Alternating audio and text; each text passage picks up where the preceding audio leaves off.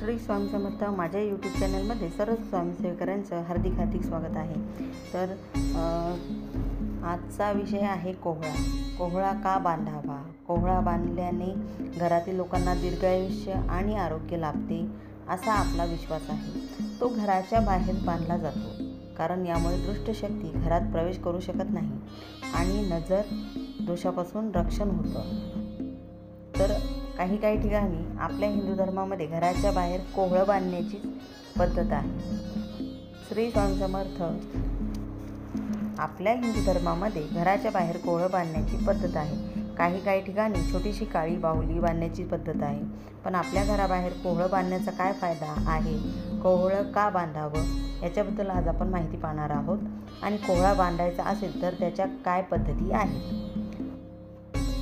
तर कोहळा बांधण्याची पद्धत कुठली? तर कोहळा घरात आणताना तो स्वच्छ पाण्याने धुवावा आणि स्वच्छ कपड्याने पुसावा। कोहळ्यावर दोन्ही बाजूंना ओम आणि स्वास्तिक चिन्ह काढून त्याची पूजा करावी। गंध, अक्षता, हळद, कुंकू आणि फुलांनी त्यांची पूजा करावी। कोहळ्यावर काजळाने एक रेष ओढावी जी दुष्ट शक्तीपासून रक्षण करते। मुख्य दरवाजावर हा कोहळा लाल वस्त्रात बांधून मुख्य दरवाजावर लटकवायचा जेणेकरून तो सर्वांना दिसेल। कोहळा शक्यतो शनिवारी आणि अमावास्येला बदलावा। बाहेरून कोहळा आणत असताना कधीही देठासकट आणावा। घरी आणल्यानंतर तो स्वच्छ पाण्याने धुवावा, स्वच्छ पुसावा। आपल्या मुख्य दाराला सर्वांना दिसेल असा हा कोहळा बांधायचा आहे। कोहळा हा शक्यतो लाल वस्त्रामध्ये बांधायचा। कधी काही लोकांचा कोहळा हा लाल वस्त्रामध्ये बांधल्यानंतर लवकर खराब होतो।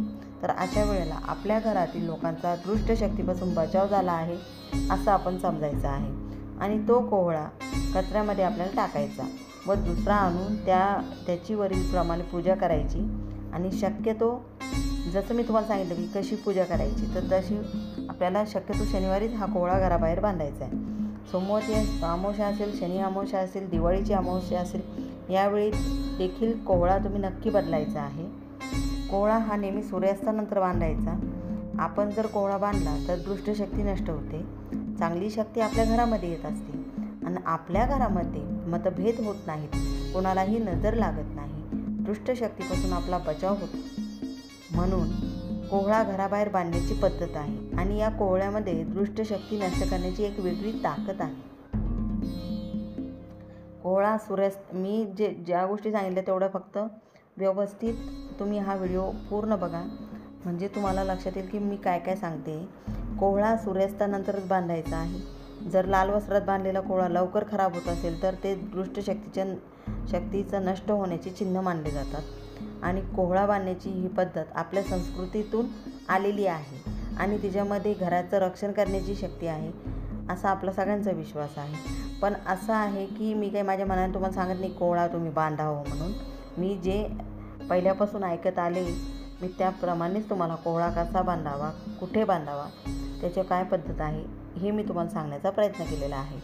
तर हा छोटासा व्हिडिओ होता, छोटीशी माहिती होती जी मला तुमच्यापर्यंत पोहोचवायची होती।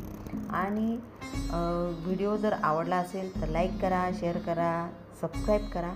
झालेली सेवा ही महाराजांचरणी मी रुजू करते आणि माझा व्हिडिओ इथेच थांबवते। सर्वांना श्री स्वामी समर्थ।